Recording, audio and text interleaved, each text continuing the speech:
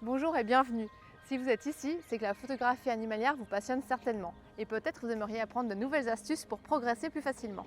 Je m'appelle Céline Bissa et je suis la fondatrice de Petbook Academy, une formation entièrement en ligne qui vous transmet toutes mes techniques et astuces pour devenir le photographe animalier de vos rêves. Aujourd'hui, je vous livre un nouveau contenu qui vous sera certainement très utile. Alors écoutez bien et prenez des notes.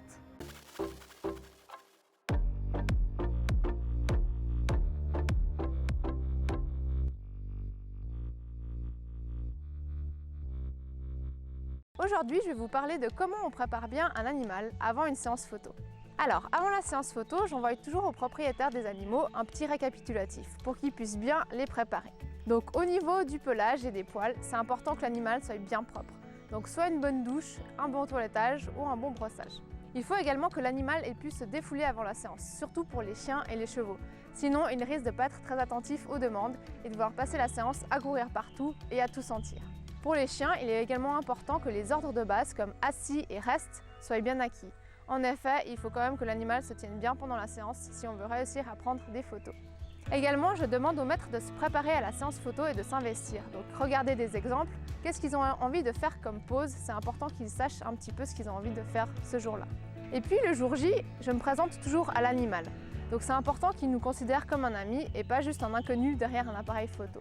Donc si c'est en studio, je leur fais faire le tour de la pièce et puis en extérieur, on laisse l'animal sentir les lieux, les endroits, qu'il fasse ses petits besoins s'il y a besoin. Et puis du coup, comme ça, l'animal ensuite peut être plus attentif à ce que demande le propriétaire. Pendant les photos, c'est important de beaucoup féliciter l'animal, de lui parler gentiment, de lui dire c'est bien, c'est très bien, et puis ne pas hésiter à lui accorder des temps de pause.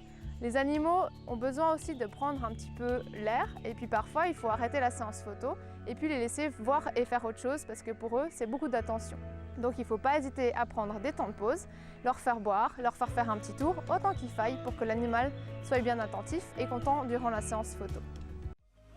J'espère que cette vidéo vous aura été utile et que vous aurez appris de nouvelles choses pour progresser encore plus rapidement.